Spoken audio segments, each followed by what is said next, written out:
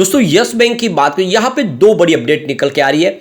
एक तो यहाँ पे देख सकते हो कि यस बैंक के अंदर एफआई का अच्छा खासा निवेश बन रहा है, जो इशारा कर रहा है कि यस बैंक के ऊपर एफआई पूरी तरह से भरोसा करे और आने वाले समय उनका इन्वेस्टमेंट और आ सकता है। दूसरी तरफ आरबीआई की तरफ से एक बहुत बड़ा डिसीजन लिया गया है।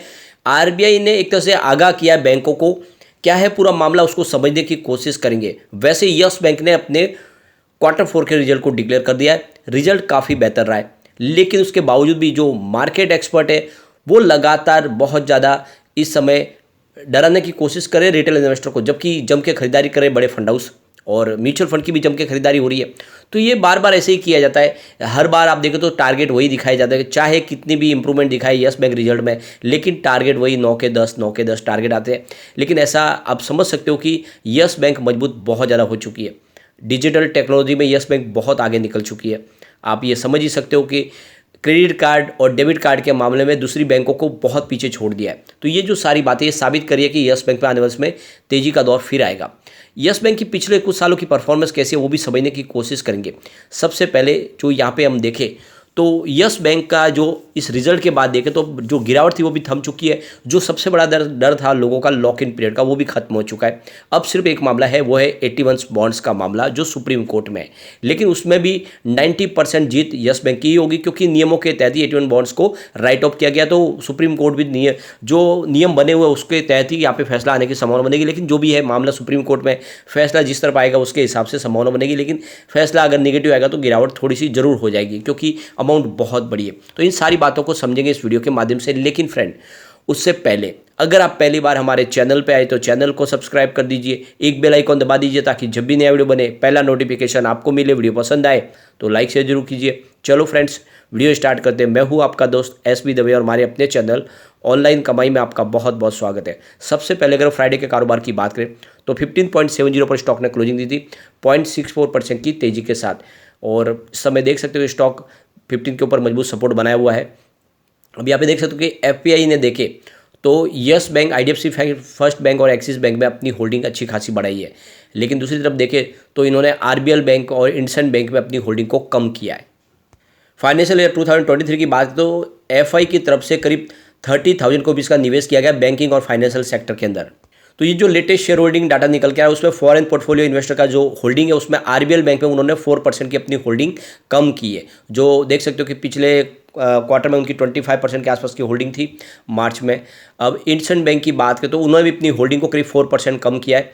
पहले 42.16% के आसपास, तो यहाँ पे 4% की गिरावट देखने को मिल रही है। दूसरी तरफ देखें तो एचडीएफसी बैंक में भी 3% की होल्डिंग कम हुई है यहाँ पे एफआईआई की। बंधन बैंक और कोटक महिंद्रा बैंक में भी 2% की होल्डिंग कम की है एफआई ने। तो 2 और 1%, यानी कोटक महिंद्रा बैंक में 1% हुई है, बंधन बैंक में 2% की कम किया एफआई ने।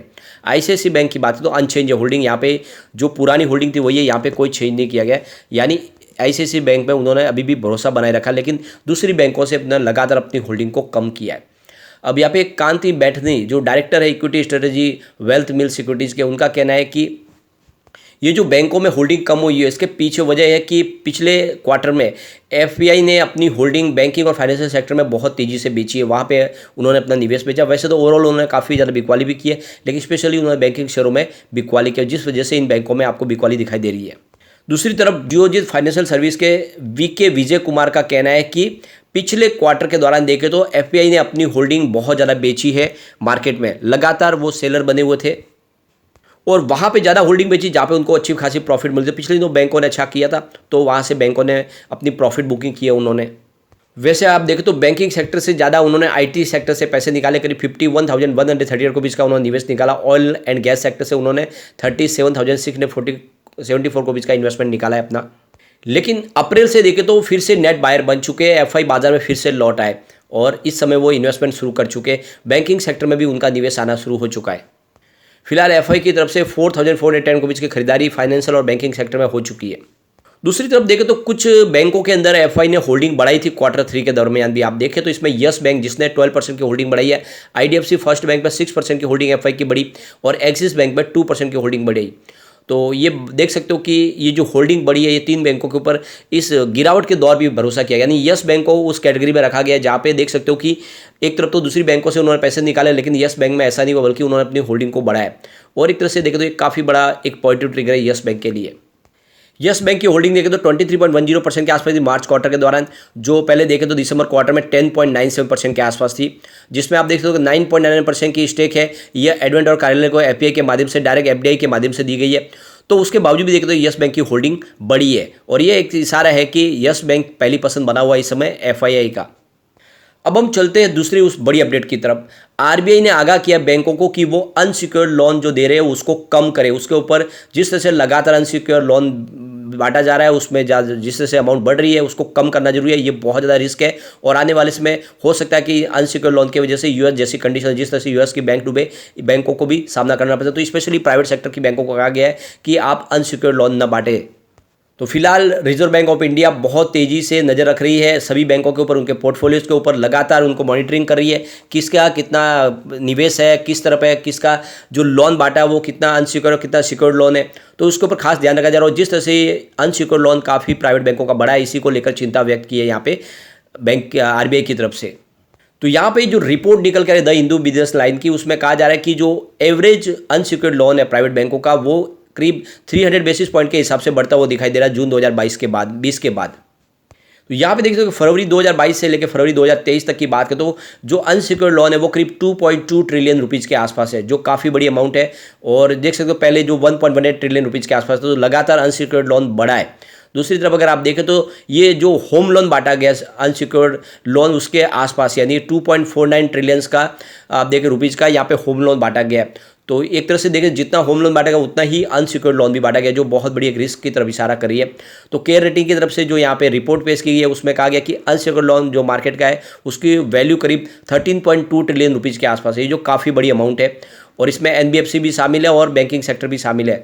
तो ये रिस्क है बहुत बड़ा, और ये इसलिए इस बार आगाह किया आरबीआई ने कि उसको कम किया जाए, क्योंकि आने वाले समय में वो बैंकों के लिए बड़ी प्रॉब्लम हो सकती है और बैंकों को नुकसान पहुंचा सकती है। तो अनसिक्योर्ड लोन से बचने की कोशिश की जा रही है कि उसको कैसे भी करके कम किया जाए, क्योंकि उसमें सेफ्टी बिल्कुल नहीं है। अब यहाँ पे अगर हम यस बैंक की बात करें तो इसकी सेहत काफ़ी ज़्यादा सुधर चुकी है। मार्केट कैप देख सकते हो 45,145 रुपीज़ के आसपास है। इसकी करंट प्राइस फिलहाल 15.70 की है। लो देख सकते हो इसका 12.20 का और हाई 24.80 का, यानी निचले लेवल से स्टॉक ने डबल रिटर्न भी दिया है लोगों को। जिसने भी इसमें निचले लेवल से प्रॉफिट बुक करने की कोशिश की, ऊपर जाके उसको लगभग उनके पैसे डबल हुए। स्टॉक का पी 61.40 का है और बुक वैल्यू 13.40 की। तो आप बुक वैल्यू से थोड़ा सा ऊपर इस समय आपको ट्रेड करता हुआ दिखाई देगा। इसका आरओसी 5.21% है और आरओई 2.18% है। तो फेस वैल्यू इसकी 2 रुपये की है। तो कुल मिला के देख सकते हो कि इसकी सेहत काफ़ी अच्छी है। अगर हम पिछले 10 साल की इसकी परफॉर्मेंस देखें तो सेल्स 10 ईयर के हिसाब से 11% पॉजिटिव है, 5 ईयर के हिसाब से 2% पॉजिटिव है, लेकिन 3 ईयर के हिसाब से देखें तो -4% है, यानी सेल्स निगेटिव हो चुका था, लेकिन टीटीएम 19% पॉजिटिव है। तो सेल्स फिर से पटरी पे आ चुका है, ये बहुत अच्छी बात है। प्रॉफिट ग्रोथ देखें तो 10 ईयर के हिसाब से -6% है, 5 ईयर के हिसाब से -30%, 3 ईयर के हिसाब से 27% पॉजिटिव था, लेकिन इस टीटीएम -31%। तो प्रॉफिट में गिरावट हुई है, और इसके पीछे वजह है प्रोविजन जो लगातार रखा गया। और एक तरह से ये अच्छी बात है, प्रोविजन रखना अच्छी बात है, क्योंकि आने वाले समय बैंक को अगर कोई प्रॉब्लम होती है तो प्रोविजन की वजह से बैंक उस पैसे का इस्तेमाल कर सकती है, और बैंक के लिए मुसीबत है उसको कम किया जा सकता है। तो एक तरह से ये जो मार्केट एक्सपर्ट है उनका कहना है कि प्रोविजन रखना अच्छी बात है, क्योंकि वो पैसा तो बैंक के पास ही है। तो आने वाले समय डेफिनेटली यस बैंक जिस तरह से रास्ते निकाल रही है उसका पॉजिटिव इफेक्ट देखने को मिल सकता है। तो इसके लिए हमें वेट जरूर करना होगा कि यस बैंक किस तरह से परफॉर्म करता है, क्योंकि अभी मामला सुप्रीम कोर्ट के तहत है 81 बॉन्ड्स का। लेकिन फ्रेंड, कोई भी इन्वेस्टमेंट करने से पहले अपने फाइनेंशियल एडवाइजर के बारे में ले ले या अपना खुद का रिसर्च करें, क्योंकि मैंने वीडियो आपके एजुकेशनल पर्पज के लिए ही बनाया। वीडियो पसंद आए तो लाइक से जरूर कीजिए और चैनल को सब्सक्राइब कर दीजिए। Thank you friend.